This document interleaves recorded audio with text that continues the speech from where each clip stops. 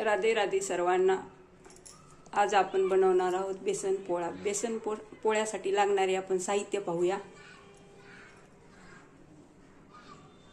इथे मी 2 वाटी बेसन घेतलेले आहे, बारीक चिरून कोथिंबीर घेतलेली आहे, 2 चमचे तांदळाचं पीठ घेतलेले आहे, अद्रक लसूण जिरे पेस्ट घेतलेली आहे आणि हिरवी मिरची पण ॲड केलेली आहे, नमक घेतलेले आहे, हिंग घेतलेला आहे, ओवा, हळदी पावडर, लाल तिखट, बारीक चिरलेला कांदा आणि टोमॅटो।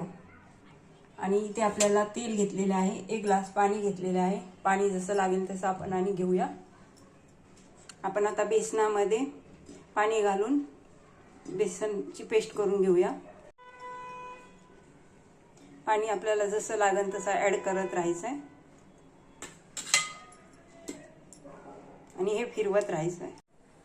बघू शकतात अशा प्रकारे मी बेसन करून घेतलेलं आहे पातळ। ह्याच्यामध्ये मी काही सुद्धा मिसळलेले नाहीये, कारण की अगोदर जर काही मिसळलं ना तर गुठळ्या होतात। आता आपण ह्याच्यात 2 चमचे तांदळाचं पीठ घेतलेलं आहे, ते मी घालून मिक्स करून घेते। हे बघू शकता असं झालेलं आहे। आपल्याला आणि पाणी लागणार आहे, त्यासाठी मी थोडंसं पाणी ॲड करते आहे। आता एकदा आणि घालून घेते। आता बघू शकता, आता याच्यामध्ये कांदा टोमॅटो घालून घ्यायचा आहे।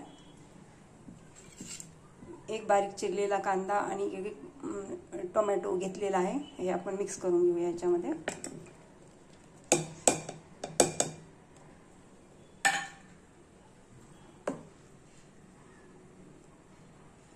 लगेच आपण याच्यात हे अद्रक हिरवी मिरची लसूण पेस्ट घालून घेऊया।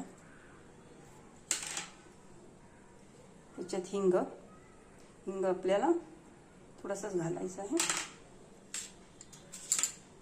थोडीशी हळदी पावडर, हिरवी मिरची घातलेली आहे त्यामुळे लाल पावडर आपल्याला थोडीशीच घालायची आहे, त्याच्यामुळे जरा टेस्ट चांगली येते। तुम्हाला तिखट पाहिजे असेल तर घालू शकता एक्स्ट्राने। चिमूटभर नमक, स्वादानुसार घेऊ शकता जेवढं पाहिजे तेवढं। धनिया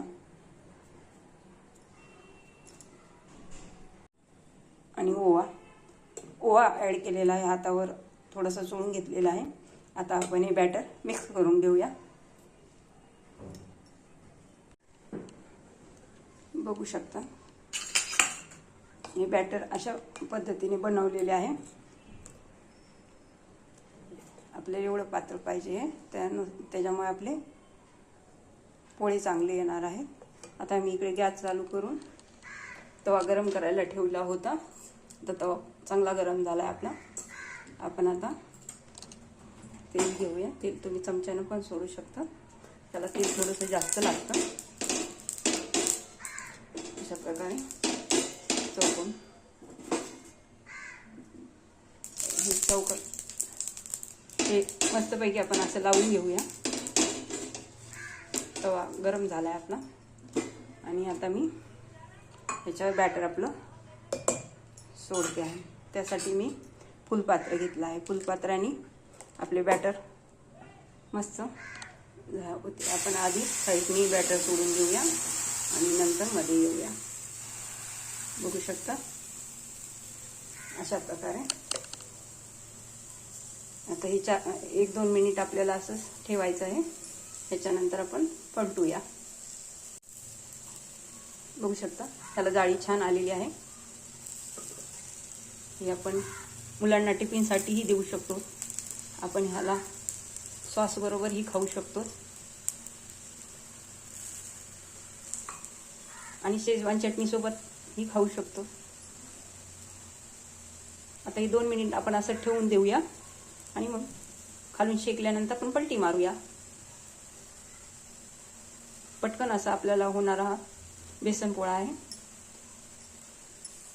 वरून पूर्ण सुकं झालं आहे, जेव्हा पूर्ण सुकं होईल ना आपण तेव्हा पलटी मार। पहिल्या डोश्याला तेच जास्त लागलं जातं आपल्या बेसन पोळ्याला, नंतर कमी लागतं, पण बेसन पोळा एकदम परफेक्ट होतो। बघू शकता किती छान दिसतो आहे। एकदम झटपट होणारी रेसिपी आहे आपली, अर्जंटमध्ये। आता 1 मिनिट झालेला आहे. आपण याला पलटी मारून घेऊया. बघू शकता खालून मस्तपैकी शेकलेला आहे हा. त्याला झाकून ठेवायची गरज लागत नाही. आता आपण खालून खरपूस भाजून घेऊया. बघू शकता वरून किती मस्त झालेला आहे. किती मस्त दिसत आहे बेसन पोळा आपला. आपण डोसा पलटून घेऊया. बघू शकता किती मस्त हा शेकलेला आहे हा बेसन पोळा.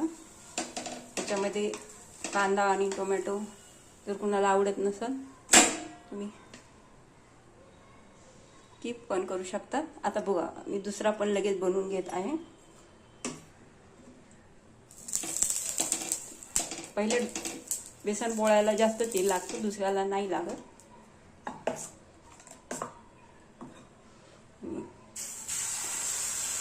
अगोदर साईडनी घालून घ्यायचं, नंतर मध्यभागी घालायचं.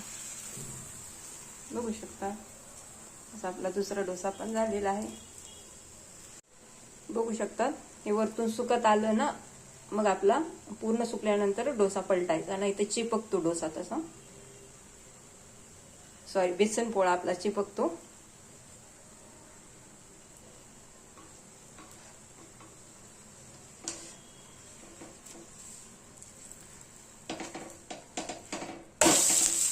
हे बघू शकता किती मस्त प्रकारे आपला बेसन पोळा झालेला आहे.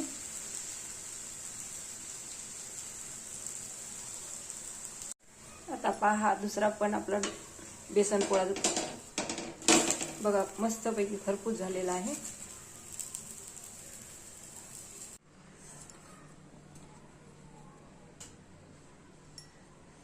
बघू शकता किती मस्तपैकी आपलं बेसन पोळा. माझी रेसिपी आवडली असल्यास लाईक करा, सबस्क्राईब करा.